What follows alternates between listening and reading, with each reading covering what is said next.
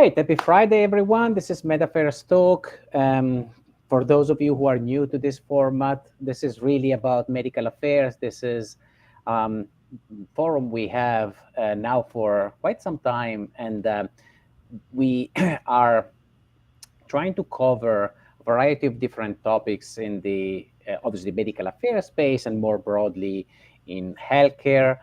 We tend to often speak to innovation, what innovation in medical affairs, what's new in medical affairs.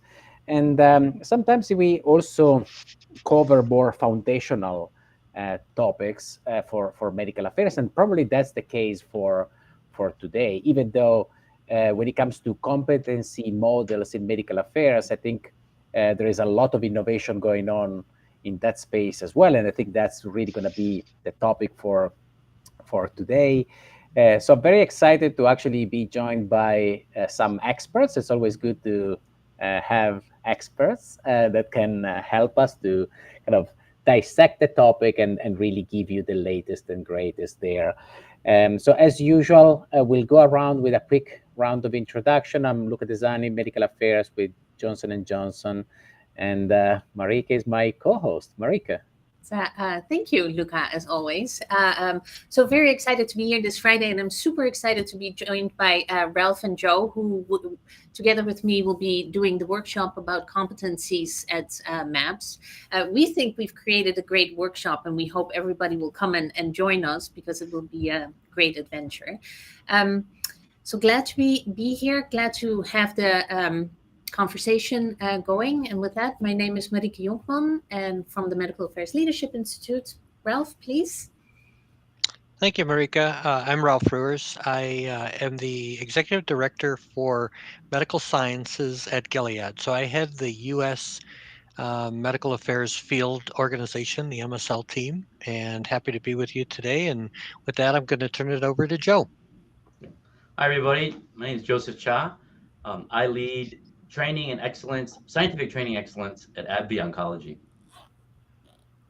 Awesome.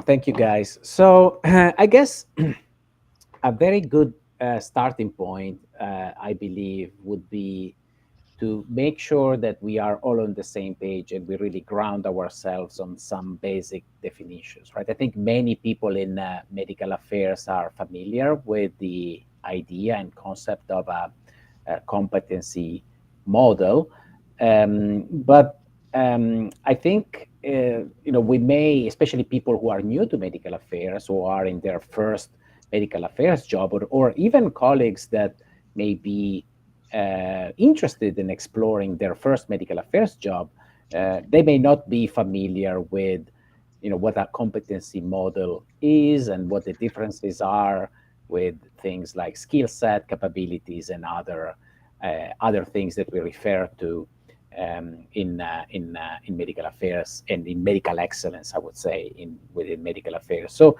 maybe first question, and I can maybe go around and ask you, Marieke, first. What is a competency model? And actually, I'm sorry, before you answer, I just want to make sure I also remind everyone that we are happy to also see your comments or answer any questions. So if you have any comments or questions, feel free to let us know, and we will do our very best to address all of them. So again, we are very open, and actually we welcome any comments or questions you guys may have. And I'm sorry, Marieke. So what's your definition of a competency model? Can you give us some kind of background information on that?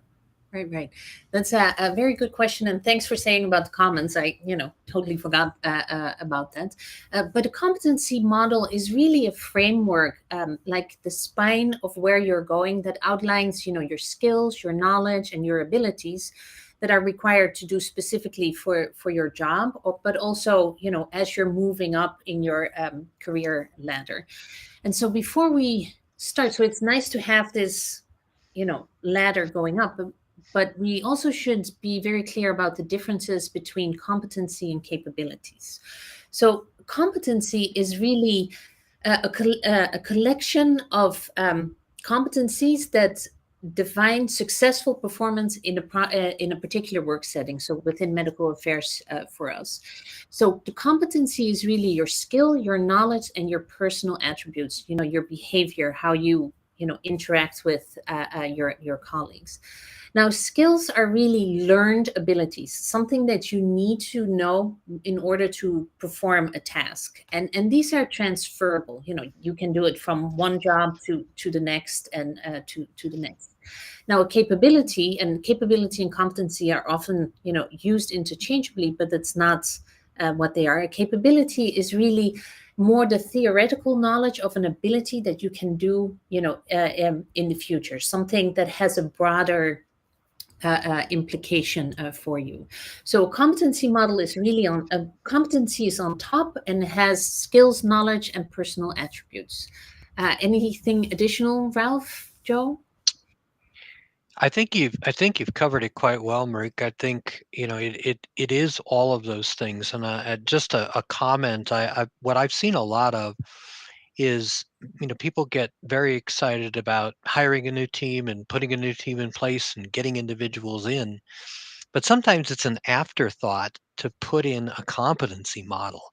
And I would suggest that that's one of the first things that you work on. So anybody that's putting together an organization, these two should be done in parallel, because there's so many things that a competency model will help you with. And I'll get into that a little bit later, but it's really, you should be doing this in parallel. So whoever you work with, if you do it on your own, you work with your human resource colleagues, whoever you do that, start with that in the beginning, because not only that, it'll help you to hire people, it'll help you to, work with them, promotion, and then also from their development. So don't make this an afterthought. Have a competency model or work on a competency model right off the bat. So I wanted to add something. And having built a couple of onboarding or learning objective based curricula, that for sure, I think, unlike a capabilities framework, the competency model, I think, is measurable, that you can actually quantify where you want them to be or where they are in the scale. This quantifiability or measurability, I think, is important.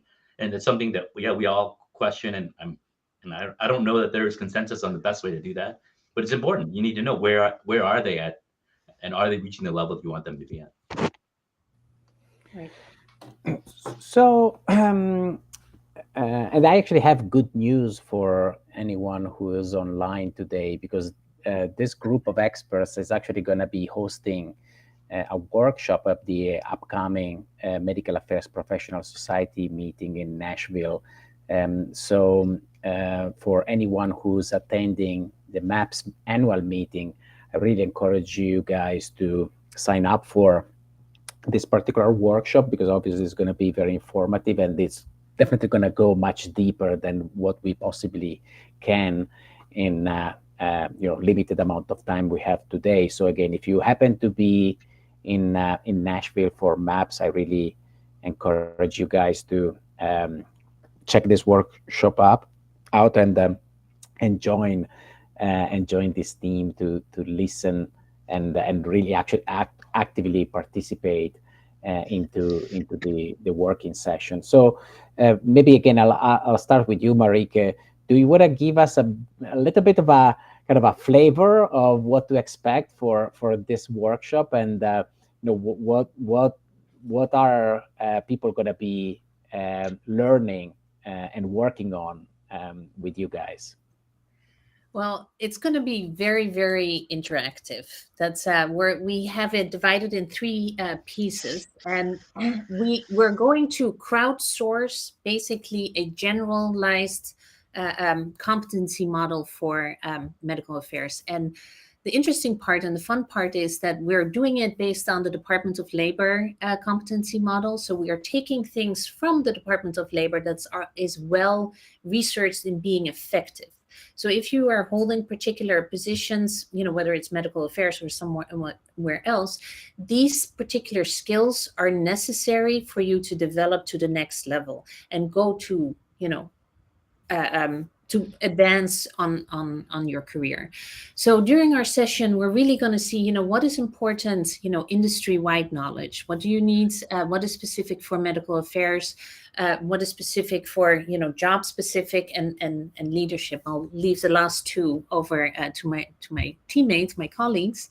But we're really and so after we've done the workshop and we've gathered all the inputs, we will be publishing this in collaboration and with some help from the Department of Labor, so it will be universally usable across medical affairs, worldwide, basically. So, Ralph, do you want to follow up? Yeah, I do. And first of all, I think it's fantastic what you've been able to accomplish, because I do think it's always been a gap from a medical affairs perspective to get a standard out there that people can benchmark to. So there'll be a great opportunity for people to take a look at from a Department of Labor perspective and have a benchmark and then build upon that. So let me give you an example. I'll just give you an example of how I think the flow of the workshop will be. I've lived in field medical in the MSL world for 29 years, and it's always essential to whether you're hiring people. I think you should hire along a competency model. You should assess. We usually only have about 3 or 4 competencies. One of the things we'll talk about is don't broaden this too far. Don't have 10 competencies. That's not really going to work. Kind of synthesize what's really important to the job. In our world, we have a lot of medical people, scientists. They have to be able to communicate very complex science effectively. They have to be able to build significant relationships with top thought leaders. They have to also have good business acumen. We all work for a company. And so all of these, those are just a couple of examples. But again, I wouldn't broaden it more than that. And then what we really will talk about is the build. So um, every role should have at least a couple of builds within their competency. So you have a baseline competency. That's usually for people who are starting out new. There may be, if you come from a different business or you come from a different area. In our case, maybe they're not in pharmaceuticals. Maybe come from academia. They may come from clinical practice. So there's some gaps, and it'll allow you to say where the strengths are of the individual and where the areas of opportunity are, and then you will build on those. So in our world, we usually have either 2 or 3 levels of competencies, kind of depending on the company. And I've had global roles, so it's different across the globe. But you'll want to build on that, and that helps. Then it actually helps to the managers, and I know Joe's going to talk a little bit about this, but it will also help to assess people where they're at. And you always want to look. You always want to have an ability to see what's the next step, what's the next level. So how can you advance in your career? And these competency models are essential. So that's at least a close snapshot of what we'll be discussing in much more detail at the workshop. So with that, I'll turn it over to Joe. Sure. No, that was great, Ralph. Yeah. I just want to add to that yeah, we're going to talk about obviously medical affairs roles, competencies specific to a field medical role. I think another role that has different competencies is a MSL manager or a medical affairs leader. And I think at the face of it, for sure, the two roles have very different job descriptions and therefore very different competencies. But I think Ralph really put it best that we are building. And in some sense, I think having this pyramid or tiered structure does make better sense, that the skills that you have, that you used as an individual contributor, help and support as you go to the next level as a manager. And the manager competencies are different. And maybe to give you a sneak peek of what the workshop will look like, can we show, yes, the Department of Labor pyramid or structure? And this really does capture it, that at the top, you can see the management competencies that we're talking about in the dark blue. And then there's a highlight in the lighter blue of some of the individual or the very specific types of competencies. And this layers on top of what we would consider industry or technical competencies specific to the medical affairs role, as well as industry competencies that may be in pharmaceuticals or biotech. Um, and let me just put this out there that, yeah, let's go back to this idea that a manager's skill set or competencies is in many ways very different than what you'd expect from an individual contributor. I think that at the base of it is why we're having the latter part of the workshop to focus on, um, again, crowdsourcing what we think the industry would define as core competencies for those managers. Awesome. I think that's very, very clear, and I'm glad we were able to cover two aspects in particular, like the one about MSL or field leadership, as well as I saw also a question in the comments here around competencies or requirements, let's say, for someone who is new to the role of an MSL. And so thank you, Ralph, for also speaking to that particular perspective of people that, to your point, may be coming from academia, may be coming from clinical practice and are looking into breaking into their first MSL job. So now maybe something we haven't necessarily covered yet, or maybe not in detail. I would love to double click on one other aspect within medical affairs, because obviously most of what we discussed is geared towards field roles and or customer facing roles, as we often refer to when it comes to MSLs or MSL leadership. How about let's say more headquarter based, office based medical affairs roles? And I'm really thinking of medical strategy, medical director, scientific communication, other individuals within medical affairs that may not be frontline when it comes to engaging with HCPs, but still obviously play a crucial role when it comes to building the strategy in medical affairs or building the communication plan or publication plan.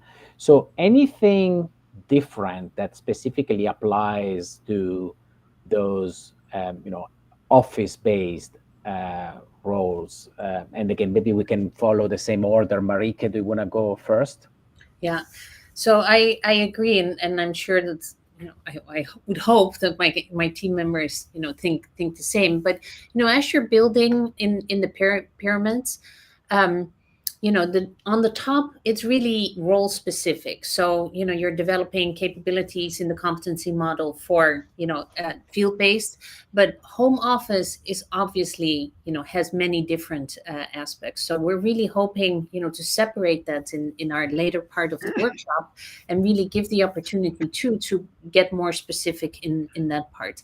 And then on top of that, or maybe also simultaneously, you have the development of your leadership skills to advance through the company. I hope Ralph and Joe agree with me. Yeah, I definitely agree. And to your point, I do think, again, this is probably something we would also develop, because again, the roles are very, very different. There's a lot of continuity and similarity because we all work within the medical affairs framework, but a headquarters role is utilizing it. It's a very different role, or ordinarily based, office based. Number one. Number two, it's interacting with different stakeholders within the company.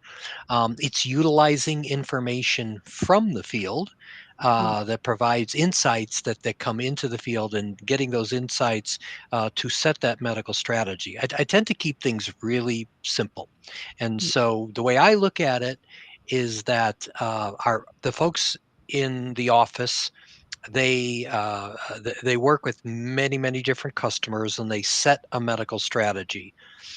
Then the field, the MSLs in this case, go out and they execute that strategy. And if they're executing that strategy well, they bring back information, i.e., insights, and you'll see a lot of programs on insights at MAPS.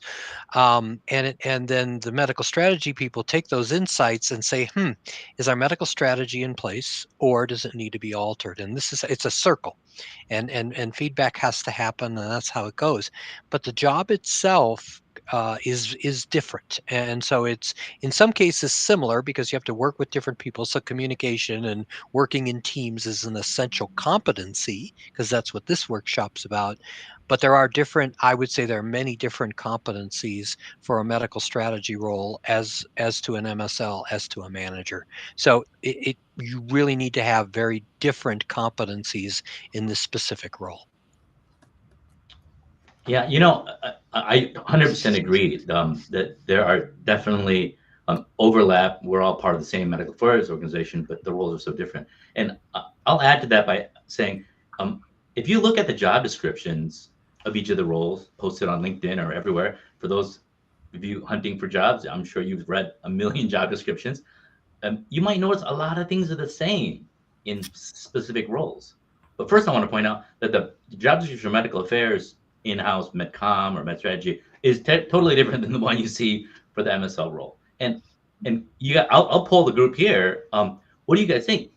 First question is, do you think the job description captures, or the current way we structure job descriptions now, do they capture really what we're looking for in MSL versus a medcom person? Are they well written, do you think?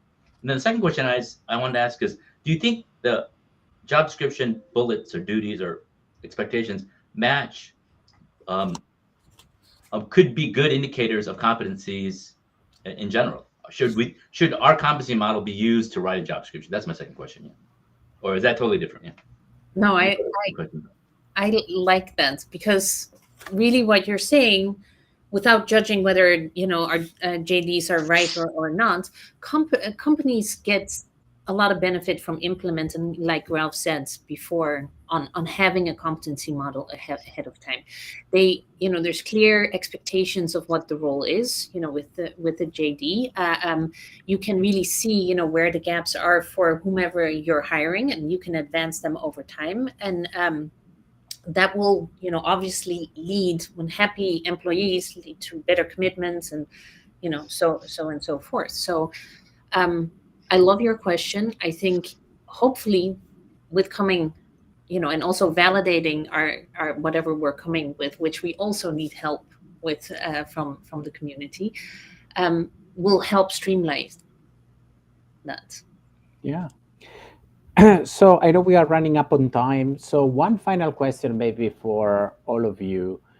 And you touched upon, and I'm very glad you did, also the developmental importance of having competency models, right? Really helping people to navigate their career development and their growth trajectory from a personal development standpoint. I guess, an unintended consequence of that, though, is that, how do you manage expectations, right? Because unfortunately, what may happen if the communication is not clear is that you as a manager, you have an employee who feels they already have acquired the competencies required to move to the next level, but it's not, obviously only like that, right? It doesn't work. It doesn't work like that. So I guess my question is, how do you present and how do you make it clear what a competency model is and what a competency model is not, in terms of managing expectations and making sure that you have clarity with your MSLs or colleagues in your team, so that there is clear understanding and mutual understanding on, again, what a competency model is and what is not. Marieke, do you want to maybe give it a try, and then we can quickly move around?